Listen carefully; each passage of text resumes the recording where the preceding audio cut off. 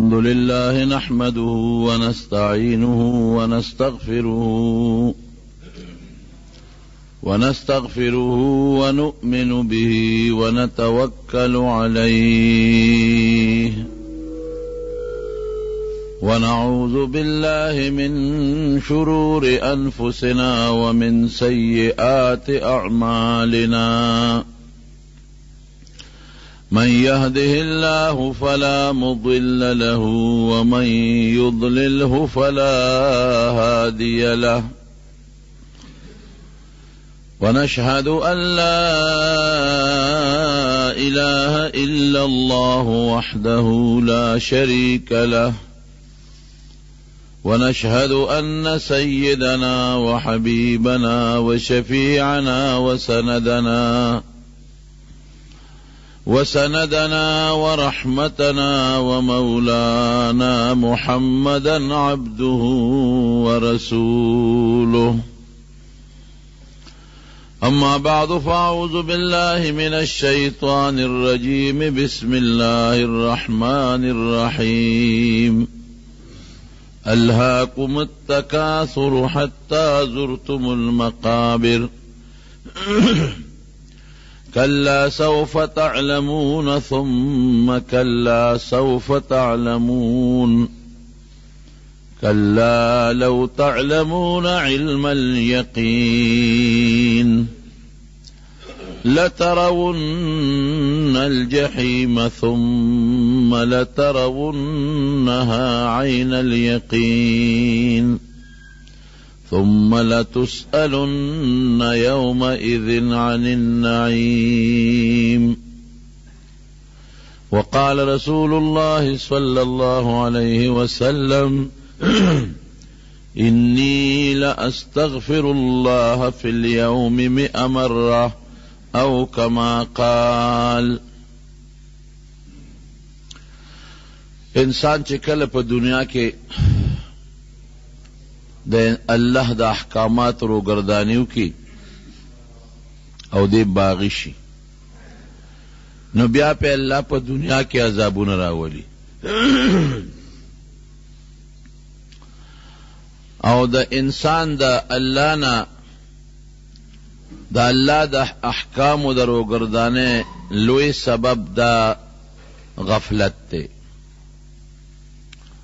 رب العالمین قرآن شریف کے فرمائی الہاکم التکاثر وے انسانانو تاسو دا مالونو او دا بچو ډیروالی غافل کړي. واقعي چې یو سړی لګي په دې سوچ او فکر کې چې زما مال دې ډیر شي او ټول ورځ هم دې پسې منډې ترړې وای، زما بچی دې زیات شي، زما قوم قبیله دې زیات شي او ټول ورځ او شپه په دې قصو پسې منډې وای، دې د الله نه غافل وي. دې مونځ ته خیالي که مونځ کوي هم د منډو ترړو مونځ نه د الله تعالی ذکر و اذکار او تلاوت ته خیالي، دې دا تلاوت او ذکر د دولت او د مال او د ګټو په میانس کې رکاوټ ګڼي. که دا سپاره تلاوت کوم خو دې ډیوټۍ له په وخت نه رسم، کدا لگ وقتی پاسو برسه کن، کدا تلاوت کوم نو دا دکانداری میں خرابیگی، دا گاک را نزی نو دا ما مال بکم شی، دولت بکم شی. اللہ فرمائی وی تاسو دا دنیا دا مال منڈو ترلو، دا بچو دا پارا منڈو ترلو او دا دی سیزونو ډیروالی دا اللہ نا غافل کرے. چه کل انسان غافل شی دتا باغی وی بیا دې د الله د حکمونو روګردانی کوي نو د آخرت سزا هم شته، درته رستو ویم او د دنیا سزا هم ګورې شته. په دې آیت کې خو الله د دنیا د سزا د آخرت د سزا ذکر کوي، خو په نورو آیاتونو کې رب العالمین بیا د دنیا د سزا ذکر هم کوي چې خدای دا انسان بیا په دنیا کې رونیسي او چغې ته وباسي. بنی اسرائیل دا یو مضبوط قوم و لکه څنګه چې زموږ مسلمانان په دې زمانه کې یو مضبوط قوم دی دغسې بني اسرائیل مضبوط قوم تیر شوی دی او ډیر زیاتو، ډیر خواره شوي. دا د یعقوب علیه السلام اولاد دی. اسرائیل د یعقوب علیه السلام لقب دی. د هغه 12 زامنو د هغې نه الله د هغه د اولاد خور کړی دی او ډیر زیات پیغمبران بیا د دوی د اصلاح دپاره او د دې د هدایت دپاره رب العالمین را لیږلي دي. او تورات شو، زبور شو، انجیل شو، دا غټ درې واړه کتابونه د دې خلقو د دې بني اسرائیلو د اصلاح دپاره په مختلفو زمانو کې پروردګار را لیږلي دي. دا الله احسانات په دومره و چې د حد نه وته، لکه څنګه چې په موږ د الله احسانات دي. قرآن شریف کې الله فرمایي یا بنی اسرائیل اذکروا نعمتی التي انعمت علیکم. اے بنی اسرائیل دا یعقوب علیہ السلام اولادا، زما پیرزونه یاد کې کنه، زما نعمتونه ځان ته را مخکې کې چې تاسو باندې ما کوم نعمتونه او احسانات کړي دي. وانی فضلتکم علی العالمین، تاسو ما د هغې زمانې په ټول مخلوق غوره مخلوق پیدا کړی وی. لکه اوس چې زمونږ دا وایو، علما هم درته وایي چې دا ټول تاسو زمونږ د نبي علیه السلام امت په ټول مخلوق باندې غوره دی. دا دې دپاره وایي چې تاسو د الله د دې نعمت شکریه ادا کړئ. نو بني اسرائیل د خپلې زمانې چې څومره انسانانو په هغې کې غوره، او بیا نور نعمتونه م الله ورته شماري چې داسې احسانات مې در باندې وکړل چې د فرعون نه مې خلاص کړی، داسې احسانات مې در باندې کړي دي چې من او سلوات رنجبین سیسې به مې در کولې، داسې احسانات مې در باندې کړي دي چې ستاسو دشمن فرعون مې ستاسو وړاندې هلاک کړی دی، داسې احسانات مې در باندې کړي دي چې تورات مې در کړی دی، داسې احسانات مې در کړي دي چې چینې مې د کاڼي نه راخوټ کولې دي، داسې احسانات مې کړي دي چې بیت المقدس مې در باندې آزاد کړی دی. داسې لږ نه، ډېر زیات نعمتونه دا الله تعالی په بني اسرائیلو کړي دي. لیکن څنګه چې په موږ الله احسان کړی دی، ډېر احسانات دي په موږ، داسې په هغوی موږ هم تاسو ته هغه د الله نعمتونه در یادو چې شکریه ادا کړئ. دارنګې به پیغمبرانو بني اسرائیلو ته د الله هغه نعمتونه ور یادول چې دې شکریه ادا کړي. لیکن وروڼو د الله نه باغیان شو، د پیغمبرانو خبرې نه منلې. اوس خو علما لګیا دي خلکو ته نصیحت کوي، هغې ته ډایرکټ پیغمبر براته. هر قوم کې به جدا جدا پیغمبرو او هر علاقه کې به جدا جدا پیغمبرو او په هر زمانه کې به جدا پیغمبرو، په زرګاو پیغمبران په دوی کې تیر شوي دي. هغې به لګیا دوی ته به نصیحتونه کول چې سم شی سم شی ګورې، خو دوی نه سمېدل، باغیان شو. دا الله عبادت په صحیح طریقه نه کو. دا الله په مال کې چې الله به څه غوښتل هغه په صحیح طریقه نه ورکول. او ګناهونه د وزن د طول کمی، بربنډتوب، نور ګناهونه چې څومره په مختلفو علاقو کې ډاکې دای کول. نو چې انسان دې حد ته ورسیږي او کله باغی شي او د کافرانو پیښې به کولې، لکه اوس چې موږ څنګه کوو. ګورې زه چې دې خپل امت ته ګورم، د نبي علیه السلام د امت ته او بني اسرائیلو ته ګورم، نو خبره تقریبا یو شان روانه ده. نبی کریم صلی الله علیه وسلم فرمایي وی په پخوانو قومونو کې چې کم ګناهونه تیر شوي دي او کمې غلطۍ کړي دي، وی تاسو به اکوئ. وی که په هغې قومونو کې چې د خپلې مور سره ښکاره بدعملي کړي، نو زما امت کې به هم داسې سړی پیدا کېږي چې د خپل مور سره به ښکاره بدعملي کوي. هغه شی روان دی. اوس موږ هم ګوره دوکې، تېره جمعه مې درته پکې پوره بیان کړی دی، ټګې، دروغ، مسلمان ته سپک کتل، د کافر د اغیارو جامه، د هغه شکل، د هغه لباس، هغه د عزت جامه او د عزت شکل ګڼل، د کافرو تهذیب خپل تهذیب ګڼل، او د کافرو جون ته ښه ویل، او د هغوی هغه چې کومه زندگی ده هغه زندگی ښه ګڼل، د هغې ارمان کول. ډېر خلک د هغې ارمان کوي، د عیسایانو د انګریزانو د جون ارمان کوي، دقه شی په هغوی کې. نو خدای بیا څه کوي؟ ودرېږه چې کم خلک د خوښ دي او کمو خلکو سره د مینه ده او د کم خلقو تهذیب د خوښ دی چې هم په هغې دی ووام. نو خدای یو بادشاه و بخت نصر بابلی، دی د عراق د علاقې بادشاه او دی مجوسی و، اور ته به عبادت کو، دی په الله را مسلط کو. نو په بني اسرائیلو باندې حمله وکړه. ورځې ولا یا زره کسان یو وخت کې مړه کړل. 70,000 کسان دا په یو ورځ مړه شو. او په کورونو کې ننوتل، د زنانو حیاګانې ولا لوټ کړې. او د کومو زنانو په خېټو باندې چې اولاد و بچیو د مسلمانانو، نو په جندونې ولا خېټې وسیرلې او هغه بچي ترې راوویستل او هغه په نیزو کې ورکړل، اوچت پې نیولي. داسې چلې ورسره وکړو. د الله عذاب خو بیا سره سم نه دی کړ. کله چې د خدای عذاب راشي د ښځو حیاګانې لاړې، ماشومان به یې دغسې رانیول او د میندو د پلارانو په مخ کې به یې لالول. دومره ظلم بچا نه کړی لکه دغه چې وکړو چې ښځه رانیسه او خېټه سیره او بچی ترې راوباسه، او هغه جمدې بچی په نیزه کې منډه او هغه به رانیسه، او هغه ښځه هغه دقسې پرېږده او ټوپونه به وهل، په هغې کې به دې ساه وتله. حق پیغمبر دغه زمانه کې چې کم پیغمبر و حضرت دانیال علیه السلام، هغه ورته ما درته نه وي چې سم شي، زما خبره نه منله، څنګه شوې اوس؟ په خپل دولت په نشه په غرور کې پراته وې، د خپلو بچو او د قومونو په غرور کې پراته وې، او زما خبره درته اړو څه خبره نه ښکارېدله. زما خبرو پورې به هم ټوقې کول، لکه اوس چې څنګه د ملیانو دې خبرو پورې خلک ټوقې کوي. جنازې له چې خلک لاړ شي، که ملا صاحب لږ غوندې تقریر اوږد کړي، دا خلک وایي یاره ټیم خو پوره دی، که وخت پوره دی. ولې د دین خبره دومره په موږ سپکه لګي؟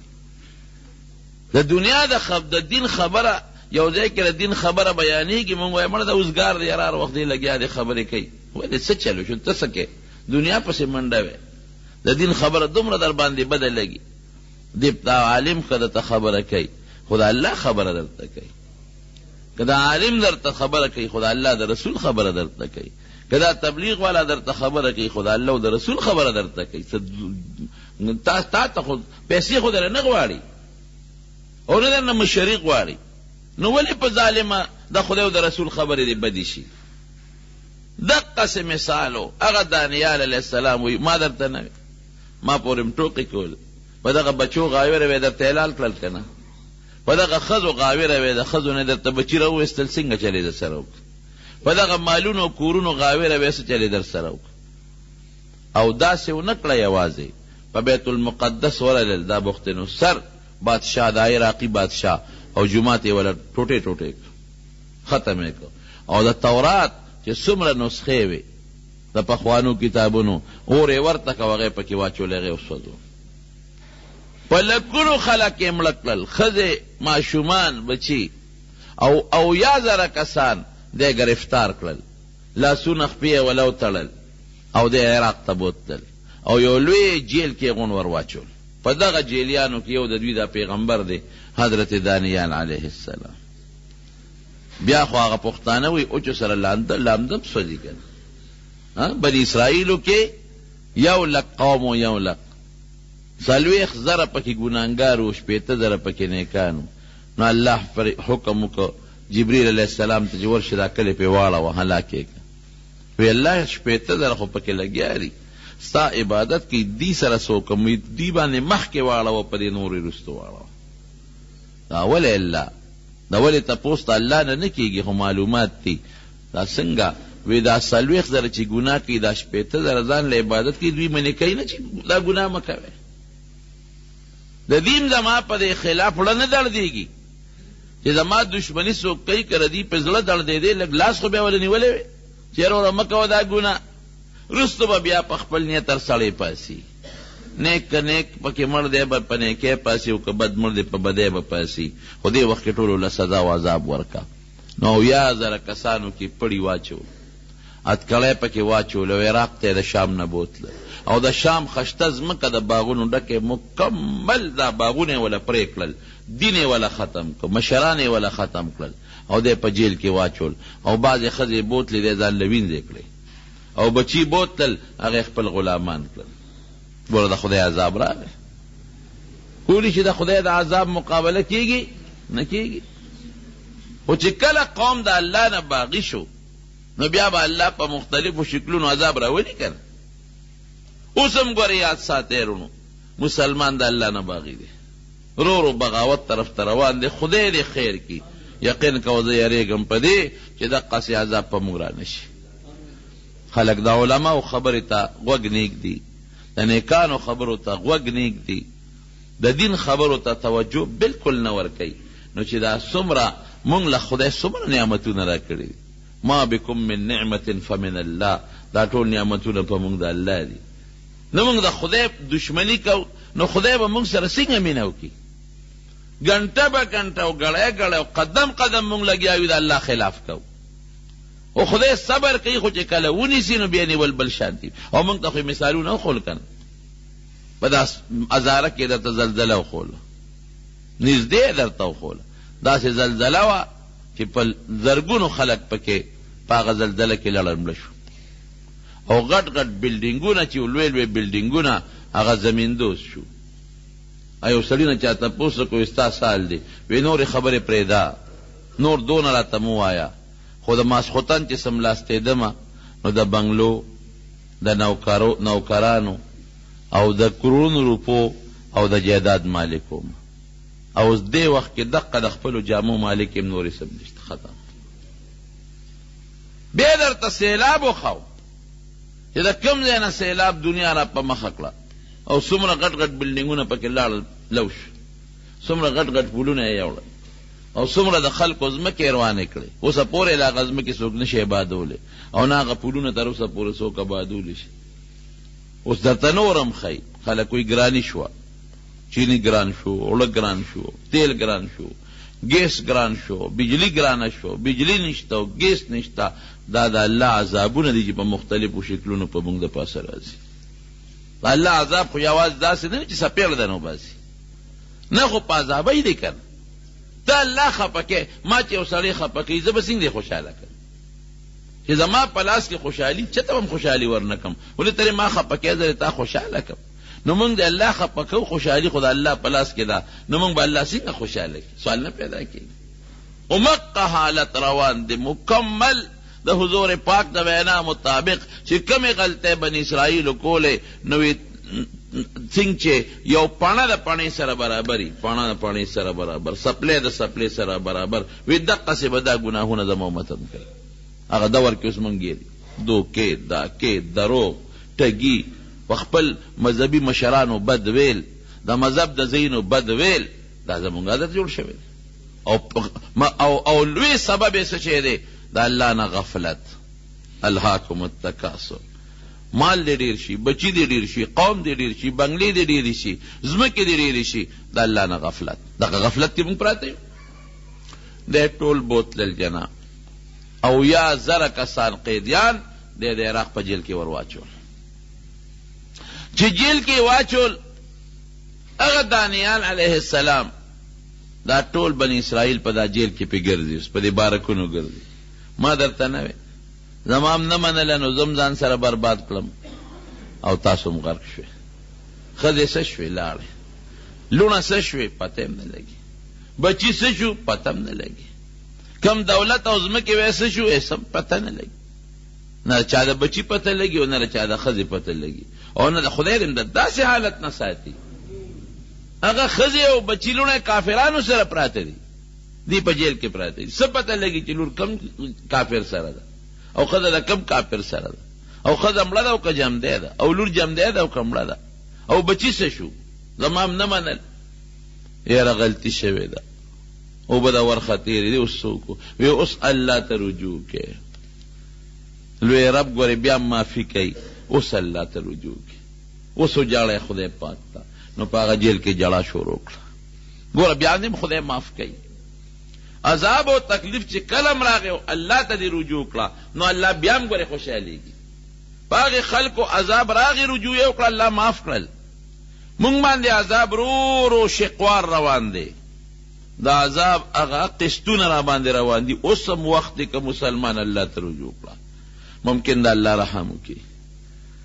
نو الله ته رجوع کړه زاری وکړه، جلاګانې شروع کړې. اتفاق ته ګوره دانیال علیه السلام خو د خدای پیغمبر دی، نو د جیل چې کم حاکمانو او کم داروغه د جیلو او کم د جیل هغه پولیس والا دي، د هغوی په زړه کې د هغه لږ اعتقاد پیدا شو، یاره دا سړی خو ډېر ښه سړی دی. ښه سړیتوب د اخلاقو نه معلومېږي، د خو ډېر ښه اخلاق دی. دی خو موږ سره په جیل کې هېڅ قسمه دا جیلیان خو کله چې ډوډۍ چې کمه میلو شي جګړه هم کوي که نه. هغه جیل داسې نو لکه زموږ د جیل چې A کلاس او B کلاس پکې و. هغه جیل داسې نو چې پکې دې پکې لګېدلي، پکې کم ځای و. هغه جیل داسې نو چې ډوډۍ دې پکې ورته د هوټلو نه میلاوېږي، څه معمولي غوندې دال مال او څه قصې پسې او څه نوړی ډوډۍ به پکې میلاوېدله. داسې جیلونه نو. الله ته رجوع کړه، الله ته به جړل. دعوت و تبلیغ سلسله مکمل په دا جیل کې جاری وساتله. د جیل د هغې حاکمانو په نظر کې چې دا خو نه جلسه کوي نه جلوس کوي نه هړتال کوي او زمونږ خدمت کوي په جیل کې دننه، او د جیل صفائی پخپله کوي لګیا دي، ټټۍ پخپله صفا کوي. یاره دا خو ډېر نیکان خلک دی، او دا مشر چې دی دانیال علیه السلام دا خو ډېر نیک سړی دی. نو د جیل داروغه او د جیل هغه مشرانو به په جیل کې لږ ډېر قدر کړو چې دا خدای ته وجړل او معافي د الله نه وغوښته، نو الله رحم راغی. ښه ډېره ښه د جیل نه مباسم. نو دغې بختنصر بادشاه یو خوب ولید، ډېر خطرناک خوب یې ولید. چې خوب یې ولیده سار راغی د خپل رعیت چې کم کاهنان او نجومیانو، زمون خو عالمان دي، هغې خو عالمان نه، خو بتپرست خلک دی. چې کم کاهنان او نجومیان دي هغې یې راغونډ کړلو، ما یو خوب لیدلی او ډېر خطرناک خوب دی، داسې دی چې ما له خوب نه راځي، اوسه وجود نه مې خولې بیږي. ما ته د هغه خوب تعبیر بیان کړي. وی صاحب خوب راته بیان که خوب دې څنګه لیدلی؟ وی خوب مې میر دی، خوب نه دی یاد، خو هیبتناک مې لیدلی دی. هغې وی صاحب چې خوب ته مونږ ته بیان نه کړې نو مونږ تعبیر دسو بس، ته مونږ ته خوب بیان که نو مونږ به تعبیر وباسو، څه حصه پکې راته خیر دی بیان کا نو مونږ به تعبیر وباسو. بادشاه وی خوب مې ییر دی، ما ته به خپل خوب هم یادوی او تعبیر به مو باسې، او که درې ورځې کې دننه م راته دا خوب یاد نه کو تعبیر هم ونه سرمنده نه وباسم. یې بادشاه مونږ تا د خوب نه څه خبر یي؟ ګوره زورور خواره زمانه کې شته که نه، مونږ ستا د خوبه څه خبر یو؟ ته خوب وایې مونږ به تعبیر. وی تاسو باندې چې دا دومره پیسې زه لګوم او علم نجوم درته ښیم او تاسو کاهانه زده کوئ، کاهنان هم کې کړئ او سحر زده کوئ، نو تاسو خو دعوې کوئ که نه چې مونږ ته د غیب علم دی، سبا چې څه کېږي هغه مونږ درته ښایو. نو دا د غیب علم چې تاسو زده کړی دی، ما ته زما خوب بیان کړئ که نه؟ زما پیسې مه صغر کې کړئ، په ما اسې سکولونه او مدرسې جوړې کړي دي. دا کاهنان ګورې اوس هم دا د غیب دعوې ماوې کوي. اخباراتو کې کله کله زه د اشتهارات وینم نو خندام راشي او خفم شم، د مسلمان په دې حال لاله خفګان هم راشي. وی راشئ مونږ سره میلاو شئ، انعامي بانډ نمبر یې درته ښایو. راځي که نه راځي؟ انعامي بانډ نمبر یې درته ښایو او امتحان د کامیابۍ هغه شیزونه درته ښایو. نو زمونږ خلک ناپوهه دی که نه، لاړ شي پیسې میسې ته والي او څه چل ول ورسره وکړه، لکه که هغه ته دومره پوهه وې چې تا ته انعامي بانډ ښیي چې کم بانډ به راخېږي، نو دغه بانډ ځان له ولې نه هلي چې د کوڅې د ناستې نه خلاص شي؟ هغه به فوټپات د پاسه غریب ناست دی، پېښور کې ځان له رکوټې دوکانګي نیولی دی او ټولو چینم راکاږي، نو ځان په غم اخته دی، پیسو ته د بل جیب ته سترګې نیولې دي، نو خو دغه بانډ نمبر دې ځان له معلوم کړي او روزي کروڑونو روپۍ به روزي غم نه به خلاص شي. او چې تا ته ستا بچې پاس کولی شي نو خپل دې پاس کړي چې د پلوین او کریبې کې غم نه به خلاص شي.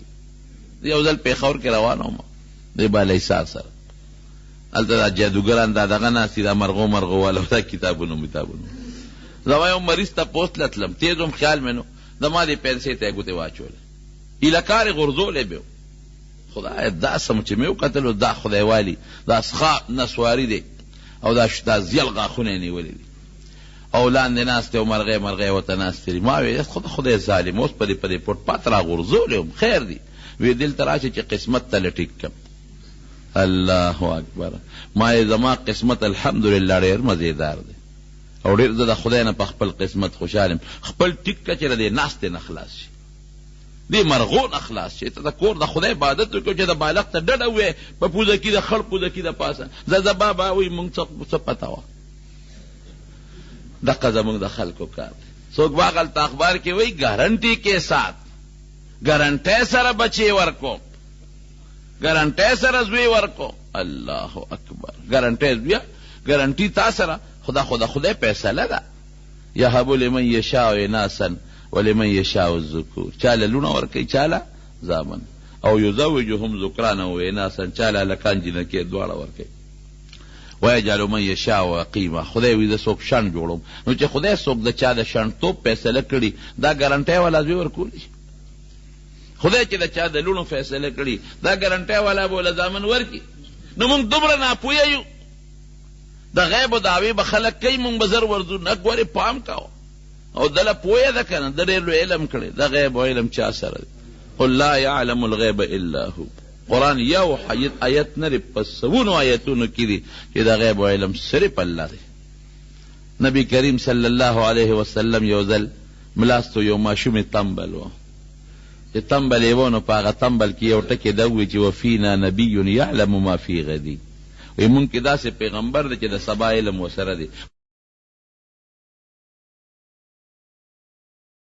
وی مونږ کې داسې پیغمبر دی چې د سبا علم ورسره دی. حضور پاک وی دا ټکې مه وایه، مخکې چې د نورې کمې غزلې وی هغه وایه، دا به پکې نه وی. نور شعرونه وایه. د غیب و علم چا سره دی؟ الله سره، بنده سره نشته. نو اوس هغه ورته وی چې تاسو خو په ما یونیورسټۍ کالجونه جوړ کړي دي، او تاسو دعوی کوئ چې زه کهانت زده کوم، او دا ساحران جوړ شو، او تاسو جادوګران جوړ شوئ. نو تاسو دعوی خو کوئ چې مونږ ته د غیب و علم دی، که نو د ما خوب معلوم کې که نه؟ چا به ماله به خوب هم معلومه وی، او د خوب تعبیر به معلومه وی. او که معلوم نه که 3 ورځې الټیمیټم، نو 3 ورځې دننه کې سرمنده نه وباسم. نجومیانو لاسونه رپېدل چې دا څه په غم واوړېدو. مونږ د خوب نه څه خبر یو چې د څه خوب لیدلی دی، او بادشاه نه خوب یې دی کې خبره خوره شوه. دا خبرې ډېرې زر خورېږي. زمونږ د غریبانو دا قصې چې وي دا دومره نه خورېږي، او د بادشاهانو چې مسلې پیښې شي دا زر خورېږي. تاسو وګورئ که نه، های میمو سکینډل او بل سکینډل دنیا ته خبر ده. جیل ته خبره ورسېده، دانیال علیه السلام د جیل هغه داروغه زه ورغی. وی داسې کار دی، تاسو بادشاه خوب لیدلی او تعبیر غواړي او خوب هم غواړي. وی ما ته دا خوب هم معلوم دی او تعبیر هم ما ته معلوم دی. او لړ شه بادشاه ته دې ووایه چې دغسې جیل کې یو سړی دی، او هغه ته ستا خوب هم معلوم دی او ستا د خوب تعبیر هم معلوم دی. او دې کې داروغه ته وی ستا هم خیر دی او زما هم پکې خیر دی. وی ستا پکې دا خیر دی چې ستا ته به بیلې ولګي، درجه به دې اوچته شي، نمبرې به دې زیاتې شي، ترقی به درته میلاو شي. او زما پکې دا خیر دی چې ممکن ده د جیل نه وځم، دا ملګري د جیل نه وباسم. او د جیل داروغه وایي چې ګورې زمونږ دا بادشاه ډېر سرکشه دی، او هسې نه چې زه ورشم او نه راته خوب معلومي او نه درته تعبیر معلومي، نو مونږ پې بېغمه نه کوې، مونږ له کارونه ګورې. او وی نه که نه به زه دعوې سره درته وایم چې ما ته خوب هر څه معلوم دی، خو ته ورته ووایه. دا داروغه لاړ بخت نصر ته وایي چې دغسې ما سره جیل کې صاحب یو قیدي دی او ډېر ښه سړی دی، او ټول صفتونه یې وکړل. هغه قیدیانو کې دی چې هغه د شام نه مونږ راوستي دي، ډېر نیکان خلک او ډېر عبادت گزار دی، او دا مخې رڼا کوي. او هغه دا دعوه کوي چې ستاسو د بادشاه خوب هم ما ته معلوم دی او تعبیر هم ما ته معلوم دی. وی شابه فوراً یې راوله، خشته جامې ورته واچوه، جیل نه وباسه، ښکلې جامې ورته واچوه، حاضر کړه. د جیل هغه داروغه راغی او دانیال علیه السلام ډېر ښکلې مزیداره جوړه راوړه، یې ورته واچوله. وی راځه ستا خو کار وشو، بادشاه له دې بوځم. چې لاړ بخت نصر په خپل تخت ناست، دی ورغې سلام یې ورته وکړ. داروغه ورسره دی، نو دی بر اوچت کو په تخت کې. وی زما خوب تا ته معلوم دی؟ ما ته زما خوب ویلی شوی یو څه، او تعبیر به یې مو وی بلکل. وی ښه دلته راځه، په تخت کې کښېنه. او چې څومره کاهنان او نجومیان او دا خلک ناست دي، وزیران دا هم په دربار کې ناست. بادشاه ورته ویل اول د نه یو تپوس کوم. وی زما د دربار خو دا طریقه ده چې څوک دلته راشي ما ته سجده کوي، تا ما ته سجده ولې ونه کړه؟ زما تعظیم دی ولې ونه کړه؟ اوس که دانیال علیه السلام ورته دا وایي، ګوره پیغمبر ګوره عقلمنه مي، پیغمبر له خدای ډېر عقل ورکړي. کاوته دا وی چې نصیب زه خو پیغمبر یم پیغمبران خو چاته سجدې نه کوي که دا ورته وی چې ما ته خو خپل خدای ویلی دي دا خو ګناه ده نو ممکن ده چې سزا وله ورکړي هغه جذباتي بادشاه و د دوی دشمن و او ورته څه وی وی صاحب زما یو مالک دی دا دانیال علیه السلام ورته وی زما یو مالک دی او زه ورته رب ویم ته چې څنګه خپل ورته رب وی هغه مالک هغه رب مال ستا د خوب پویه را کړې ده نو که ما تا ته سجده کوله نو ستا نقصان نو زمام نقصان وی زما څه نقصان دی او ستا څه نقصان وی زما دا نقصان و چې ما له د خوب پویه را کړې ده چې دا کم خوب تا ته اوس بیانو د دې علم یې را کړی دی نو که ما د هغې مالک ما ته دا ویلی دی چې ته به ګورې سجده بل چاته نه کې صرف ما ته به کې نو که ما اوس تا ته سجده کړې وي نو ما نه به دا علم وویلي نو زمام تاوان شو ستا هم تاوان شو که نه چې د خوب علم رانه لاړ نو ته به دقسې ناست دی او څوک درته خوب بل څوک نه شي ویلی یاره وی ته خو ډېر هوښیار یې وی زه د خپل اور عبادت کومه خو چې مخامخ ورته ناست یم نو سر ورته ښکته کوم او چې دې خوا شم نو بیا پې پروا نه ساتم خپل کار به کوي او ګوره ستا مالک چې دی هغه ته نینې او بیا هم ته دونه قدر کې بیا هم ته دومره لحاظ کې ته خو ډېر ښه سړی یې وی ښه اوس ووایه زما خوب څنګه دی ما څه خوب لیدلی دی مشرق ته ورسېد او دا بل لاس مغرب ته ورسېد او دا بوت سر د سرو زرو دی سر او سینې د سپینو زرو ده او دا خېټه د تانبې ده او دا پتونانې د پیتلو دي او د کونډو نه لاندې د خپې د اوسپنو دي او دا لاندې د پنجې د خټو دي او ته ورته حیران ګورې چې خدایه دا لا څنګه بوت دی او هر اندام یې خپل چمک وی سر یې د سرو زرو چمک وی سینې د سپینو زرو پړق وی خېټه یې د تانبې پړق وی رونونه یې د پیتلو پړق وی او لاندې خپې د اوسپنې چمک وی او لاندې خپې په خټو کې دي نو ته حیران یې چې دا نقش و نگار والا خشته بوت دا دومره غټ بوت او دا لاسونه مشرق مغرب ته رسېدلی او عجیبه دا ده چې خپې د خټو دي په خټو پخپو سینګ دي ټینګ ولاړ دی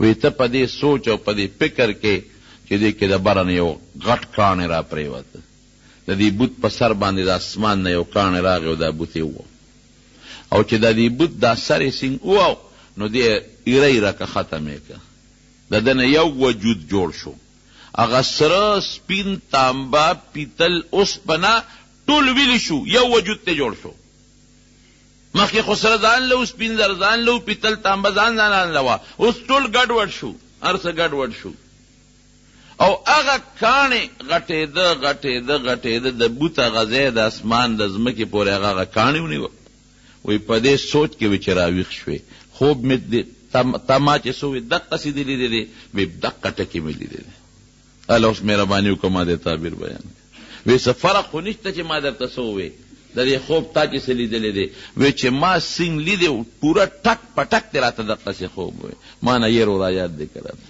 اوس یې تعبیر راته ووایه اوس به ته وایې چې یاره د غیب و علم خو ما سوا د الله نه بل چېرې نشته نو دا دانیال علیه السلام د دې خوب نه څه خبر شو نو پیغمبر تم ګوره د غیب و علم نشته دا په طریقه د معجزې ورته خدای پاک بعضې څیز وښیي بعضې ورته نه ښیي لکه زه به د هغې مثال درکړم معجزه څه ته وایي حضور پاک مبارک دا معجزه وه چې په خوراک کې به برکت پیدا کېده د 3 کسانو خوراک کله 300 کسانو هم خوړلی دی دونه برکت په پکې لیکن کله کله اور وزنار دی او په خېټه کاڼي تړي معجزه د انسان د پیغمبر په اختیار کې نه هغه د الله په خوښه ده چې الله کله وغواړي نو معجزه ښکاره کړي او چې الله کله نه غواړي نو نه ښکاره کوي کله اور وزنار دی ډوډۍ نشته او کله د 2 کسانو د 3 کسانو د یو جامپیو نه 300 کسان مړیږي نو معجزه د پیغمبر په اختیار کې نه د چا په اختیار کې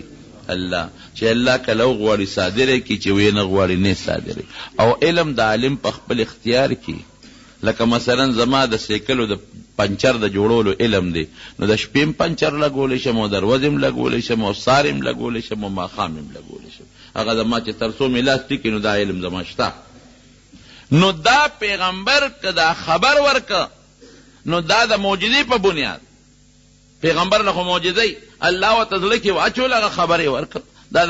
دا معجزه ده. داسې نبی کریم صلی الله علیه وسلم ډېرې پیشنګویۍ ورکړې دي. سبا به داسې کېږي، بلوز به داسې کېږي، خو د معجزې په بنیاد. کله چې خدای غواړي نو دا خبر ورکړي، کله چې خدای ونه غواړي نو نه ورکوي. بی بی عایشه صدیقه رضی الله عنها په یو سفر کې و د حضور پاک سره، او د هغې نه امیل رک شو. خلک ورپسې ګرځېدل، امیل نه پیدا کېده. نمانځه وخت شو، اوبه نشته.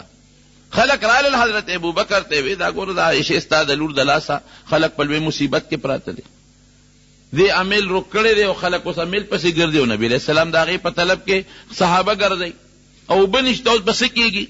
نو ابوبکر راغی، عایشه صدیقه به دې ځای کې واله، او نبي علیہ السلام د هغې په پتون سر یې ودو او وی زړقېدې نه شم کلقم، خو نبي علیہ السلام راویښېږي.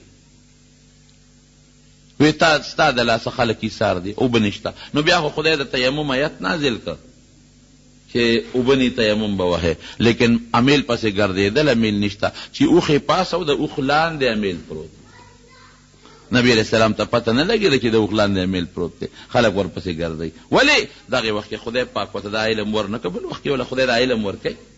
نو کله چې وغواړي الله نبی علیہ السلام ته لکونو اربونو سیزونو علمونه ورکړي د مستقبل د رستو زمانې، خدا د معجزې په بنیاد. معجزه د الله په اختیار کې چې وغواړي خبر ورکړي، چې ونه غواړي نو خبر نه ورکوي. او که د غیب علم نو بیا خو په هر څه به خبردار و، هر وخت کې به خبردار و. نو دانیال علیه السلام چې ورته کله دا خوب بیان کړ، بادشاه بخت نصر پوه شو، خو دا خو واقعي پوه سړی دی، زما خوب وی شا به تعبیر یې راته ووایه. وی دا تا چې کوم بوت ولیده دا د دنیا قومونه دي، د بوت په شکل تا ته خدای پاک وښود. دا سر د سرو زرو سر چې تا د بوت ولید دا ستا عراقي قوم دی.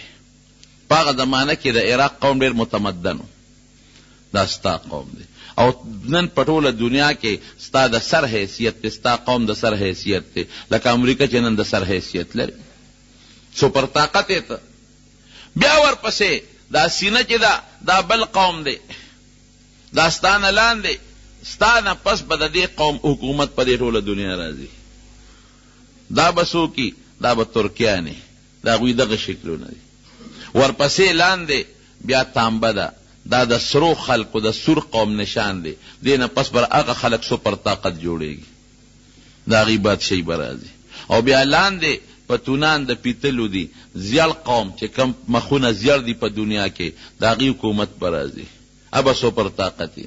او بیا لاندې د خپې تورې دي، د تورو خلکو لکه د نایجیریا والا، د سودان والا، حبشې والا، د دې خلکو دا به سپر طاقت دي، د هغې بادشاهي به راځي. او لاندې دا چې کمې پنجې د خټو دي، نو بیا به اخره کې د ښځو حکومت راځي، ښځه به بادشاهی او کمزوري حکومت به وي، هغې ته اشارت دی. او چې دا کم کاڼې په سر را پرېوته او دا قومونه او طاقتونه یې دړې وړې کړل، دا د آخرې زمانې د پیغمبر مثال دی. دا ټول قومونه او طاقتونه به یو شان کې راغونډ به کړي، هغې کې به بیا د تور او سپین تمیز نه. اوس خو ته وایې زما قوم سور قوم دی، د دې بادشاهي ده. د امریکا کې یو زمانه کې همدغسې وه، د تور او د سپینو منځ کې جنګ و، سپینو به وی مونږ غوره یو، تورو به یې مونږ غوره یو.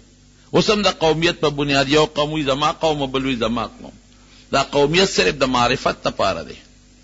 نو نبی علیہ السلام مبارک مثال د کاڼي دی چې راشي د دنیا دا ټول قومونه او دا تهذیبونه دا به ختم کی، دا به یو شان شي. او د دې بت په ځای به د نبی علیہ السلام دا سلطنت او د هغوی حکومت او د هغوی خلافت او دور دنیا به ډکه کړي. دا یې د خوب مثال همدقسې وشو. نبی کریم صلی الله علیه وسلم چې خدای پاک دنیا ته راولېږه، نو ټول قومیت او د قوم فخرونه دی ختم کړل. اعلان یې وکړه د عرفات په میدان کې، وی خبردار ای خلکا، وی د قومیت او د مال دولت په بنیاد لویي دا نن زما د خپو لاندې پرته ده. که فضیلت حاصل ته انسان ته نو په تقوا او په پرهیزګارۍ حاصل. لا فخر لعربي لا فضل لعربي على عجمي ولا لعجمي على عربي ولا لأبيض على أسود ولا لاسود علی ابیض الا بالتقوى. د عربی په عجمی او د عجمی په عربی ایس فضیلت نشتا، د تور په سپین او د سپین په تور ایس فضیلت نشتا، که فضیلت او بهتری داغه په تقوا ده چې څوک د الله نه زیات پریس کوي یریږي او په د پزله کې تقوا پرته ده. ا د خدای پنځ د لوی درجه خاوند بلال حبشي دی ولی نه تک تور دی درنګ تور. او د نبی کریم صلی الله علیه وسلم فرمایي وی چې کلم ز جنت ته تلیم کلمہ لفظ دی ګوري په حدیث کې، نو ما بلال استاد پیزار قدم خپل ځان نه مخ کې اورېدل دي ګردي پزمکا او د پیزار قدم د نبی علیہ السلام نه مخ کې روان دي. نو زموږ د طالبان دلته سوال کوي وی دی خو خادم دی، خادم خروست رواني، دا د نبی علیہ السلام نم دی مخ کې شو چې आवाज مخ کې د پیزار اورېدل کیږي. وینه خادمان دوه قسمه، یو هغه چې هغه د بادشاہ نه مخ کې رواني لار ورته برابرې میدان ورته صفا کوي، دا خادم دی. نو خدای سونه بهتري ولا ورکړه د حضور پاک مؤذن او بانګ ویونکي. او یو ځل ورته نبی علیہ السلام فرمای مسکی او خندل به اوسه خوش طبیعه کوله، صحابه سره خوش طبیعته کړي. وی بلال استاره جنت خزمالی دی را او دې سب څنګه دی لیدل. یو جنت کې روانو یو اعلی محلو، دا محل په خوا کې یو خشته ولاوه او پاغه یو خزه او دس او مخینځه، نو چې په مخ به وبواچولې نو هغه به او به واپس د داسې پریوتې لکه د ملغلره چې لاندې غورځېږي. نو ما د جبرئیل علیه السلام نه تپوسو چې دا محل د چا دی او دا خزه څوک ده. نو هغه جبرئیل علیه السلام په خپله ته تپوسو کا، نو ما د هغې نه تپوسو که چې دا محل د چا دی او ته څوک یې؟ وی دا ستا یو امتي دی بلال ابن رباح، حضرت بلال دا د هغه محل دی او ته څوک یې؟ وی زه هم د هغه په انتظار شپې ورځې تېروم اړوم رالم. دغه رنګ حضرت عمر فاروق رضی الله عنه محل هم لیدلی دی، هغه ته مې ستا محل مې هم لیدلی دی او زړه مې وشو عمره چې ستا دې محل ته ورننوځم، خو بیا ستا غیرت را مخکې ته ډېر غیرتي هسې نه غوسه دله در نشي. حضرت عمر اجړل ابکا غارو یا رسول الله، زه په تا غیرت کوم چې ته ورننوتې وې، خو زما دپاره به دا ډېر لوی فخر او برکت. نو ابو لهب تک سپین خشته ښکلی، ابو جهل د قوم سردار، عتبه امیه د قوم سرداران، تقوا پکې نشته، ایمان پکې نشته، جهنم خشاک. او بلال تک تور، صہیب او دارنګې دا سلمان او دا خباب دا غلامانو، لیکن تقوا پکې دا نو د جنت سرداران دي. نو نبی علیہ السلام مبارک ذات پت ختم کا دا په هندوانو کې شته، دا چوت قوم دی او دا فلان کې قوم دی او دا فلان کې قوم دی، دا قوم به بادشاہی کوي او دا به بادشاہی نه کوي، نه دا پکې نشته. اسلام د رنگ نسل د قوم تفریقه مکمل ختمه کړه. د فرق دی او بهتری ده هغه په ایمان په اسلام او په تقوا باندې ده. نو جناب داوی د نبی علیہ السلام مثال شو. نو بخت نصر څه چلو؟ بخت نصر هغه ته وی وایا اوس به داسې مهرباني به وکړې چې ته به زما وزیرې. دانیال علیہ السلام ته تعالی خو خدای ډېره پوهه درکړې او ډېر عقل یې دله درکړی دی، ته ما نه به لبار کېږې نه، ما سره به ته وزیر وزیر او نور مطالبه. وی زما قوم جیل کې پراته دی، وی دا به عزت سره خلاص کم، بالکل عزت سره. او وی زما د قوم لونه او زما د قوم خویندې هغه ستا د سپایانو د فوج په غلامۍ کې دي، وی بالکل به خلاصې بی، دا به راخلاصې کم، ستاسو بچي به هم آزاد کم، او د چا چې کم بچی دی هغه د ادیبوزي، او د چا کومه ښځه ده او ته به ما سره وزیرې. وی نه صاحب زما بله مطالبه ده، زه به ستا د سلطنت لاندې وخت تېروم، خو ما به خپل شام بیت المقدس ته لیږي چې زه خپل علاقه آباده کړم. ډېره ښه ده. او مغه شام یې واپس وله ورکړه، هغه بیت المقدس واپس وله ورکړه، هغه ښځې بچي لونه چې کوم غلامانو په عزت ورته واپس میلو شو، خو سزا خو یې وسکله که نه؟ الله سزا ورکړه، خو چې بیا الله ته جړو فریاد وکړه، انابت الله راغی، الله ته جړو فریاد وشو، نو الله بیا معافي وکړه. رونو دقه دور روان دی. ګوره د خدای د عذابونو مختلف شکلونه په موږ د پاسه را روان دي. دا ګرانی ده او دا بیماری ده او دا ماشي دی او دا فلانکی وایرس دی او ډینګي وایرس دی او دا فلانکی دی او فلانکی دی او فلانکی دی. دا ټینشن مونږ له دماغو کې جوړ دی. دا سوچ او غلط فکرونه سوچونه زمونږ په دماغو کې پراته دي. دا مونږ د خدای نه لري یو خفه کېږي. یو صرف موبایل باندې چې څومره ګناه کېږي په موبایل، یقین کوا که 100 کاله مخکې په سینما کې په بربنډو فلمونو دونه ګناه کېده. سینما ته به یو 100 کسان تلل، دونه به نه تلل. د کلي نه به یو 2 کسه لاړل او یو فلم به مثلا وکته. سینما کې به یو 1500 کسان ناستو، فلم به وکته. لږ کسان به تل، بېدینه کسان به هر سړی به نه ته. او راشه نن وګوره موبایل کې یو کارډ واچي، څه ورته وایي هغه شي ته میموري کارډ، پکې ور واچي او په سوونو بربند فلمونه در سره په بلستن کې پراته دي. بچی نه ته خبرې سره په بلستن کې پټ کړی، ته خو وایې ګنې زه مودیم او بچی مې موده دی او هغه بربند فلمونه ګوري. ښځې ګوري، جنکۍ ګوري، هلکانې ګوري. نو په دې دومره لویه ګناه به د خدای غصه په جوش کې راځي که به نه راځي؟ موږ وایو ګراني شوه، بجلي نشته او بیماری شو، کینسر شو، پلانکی بیماری، ورپسې نور هم را روانې دي. د خدای نه مونږ لري یو که نه؟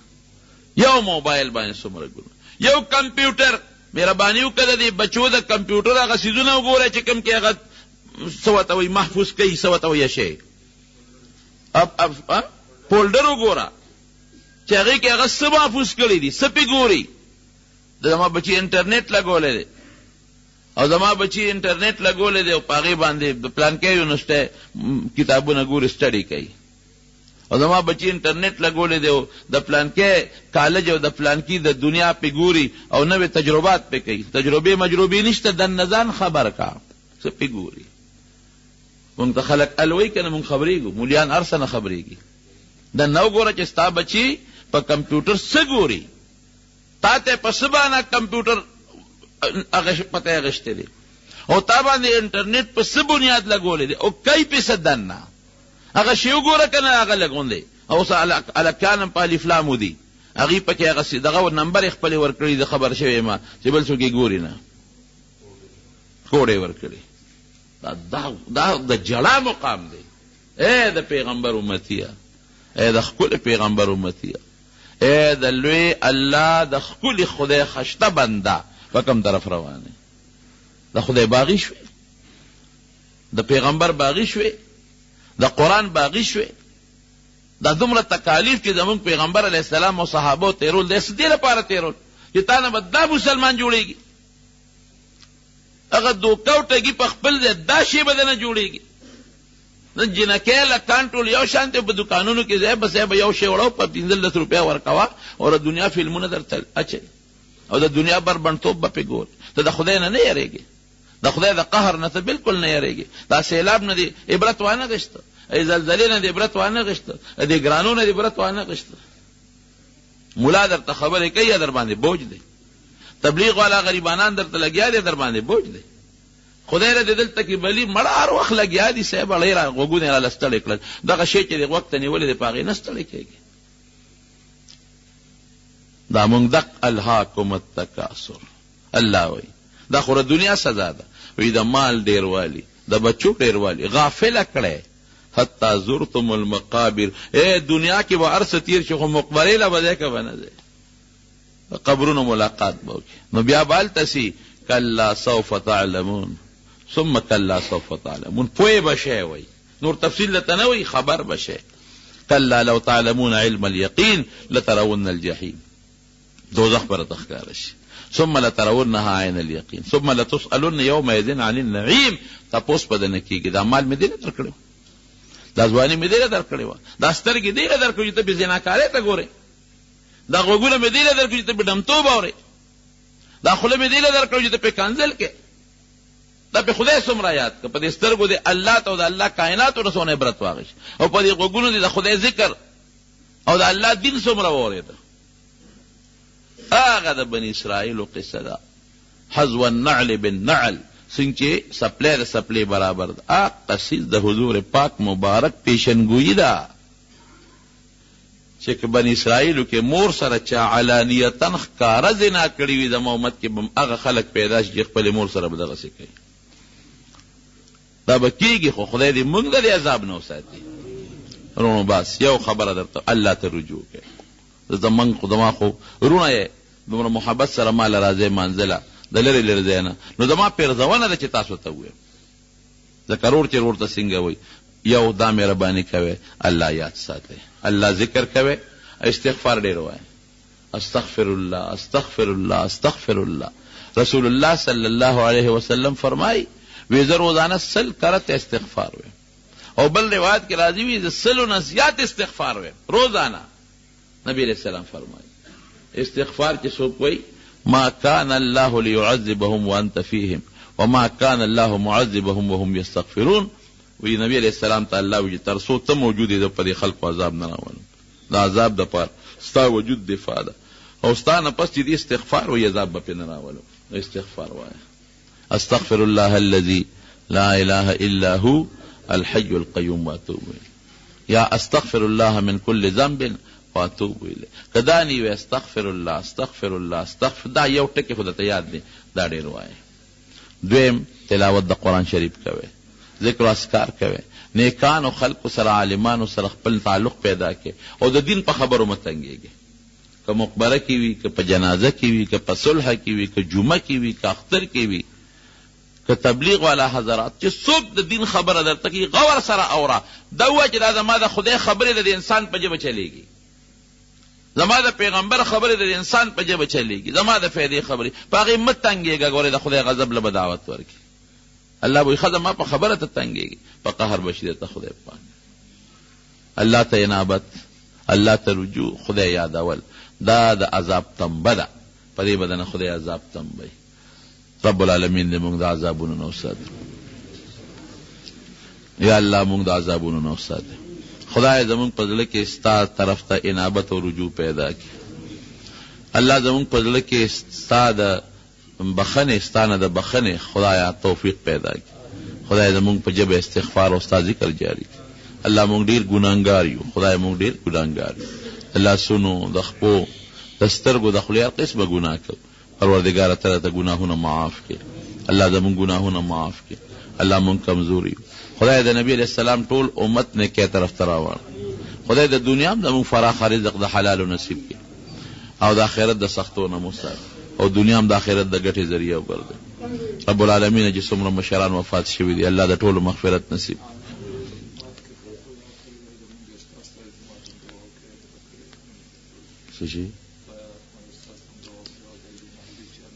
او دا بیا دلی وایي چې زموږ د جومات کې واقعي جومات کې زموږ بعضې دوستان دي او ډېر د زړه د اخلاص نه تعاون کوي.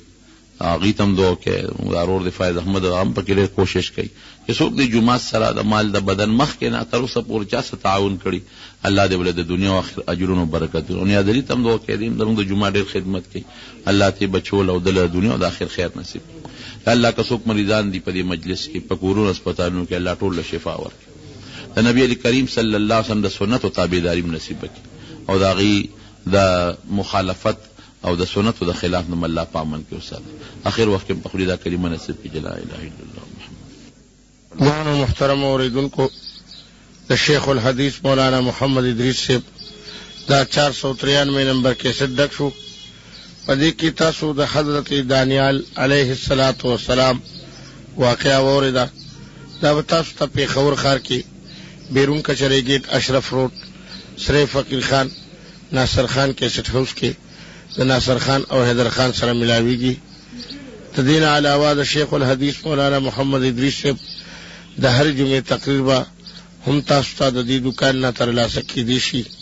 او یاد لرئ د میموري کارډې او ویلبیانې هم دې دکان کې ډکېدی شي. ټلیفون نمبر دی 255 29 12. محمد عربی خکل وطن وی اغا خکل چمن وی پجن چی او ذر ورغلی او حل تکی دفن وی اغا خکل چمن وی هغه ښکلی چمن وی هغه ښکلی چمن وی ارمان د محمد عربي ښکلی وطن وی هغه ښکلی چمن وی په ژوند چې یو ځل ورغلی او هلته کې دفن وی هغه ښکلی چمن وی هغه ښکلی چمن وی هغه ښکلی چمن وی افسوس وی مدینہ کی دا درد میں وی سینہ کی افسوس وی مدینہ کی دا درد میں وی سینہ کی محبوب تمہیں قتلے دزڑ پا آئینہ کی جارو نوے روزہ میں صفا کرے پہلا منوے اغخ کلے چمنوے اغخ کلے چمنوے اغخ کلے چمنوے ارمان دا محمد عربی کلے وطنوے اغخ کلے چمنوے پجن چی اوزل ورغلی او حل تکی دفنوے اغخ کلے چمنوے اغخ کلے چمنوے اغخ کلے چمنوے وے اوخ کی وریدلی چی حل تمی جڑلے وے اوخ کی وریدلی وے حل تمی جڑلے دا درد منجور وی او حل توسیدلے دا درد منجور وی او حل توسیدلے روزی سرا درود سلام زما چی پا دہن وی اغخ کلے چمن وی اغخ کلے چمن وی اغخ کلے چمن وی ارمان دا محمد عربی کلے وطن وی اغخ کلے چمن وی پا جن چی اوزل ورغلی او حل تکی دفن وی اغخ کلے چمن وی اغخ کلے چمن وی اغخ کلے چمن وی دمور بی بی حجر وی بقی چی مقبر وی دمور بی بی حجر وی بقی چی مقبر وی خادم چستا دا در وی محبوب تاثر وی خادم چستا دا در وی محبوب تاثر وی پخوا کی دا جنگلو چی مثل گئی دا زرکدن وی اغخ کلے چمن وی پخوا کی دا جنگلو چی مثل گئی دا زرکدن وی اغخ کلے چمن وی اغخ کلے چمن وی اغخ کلے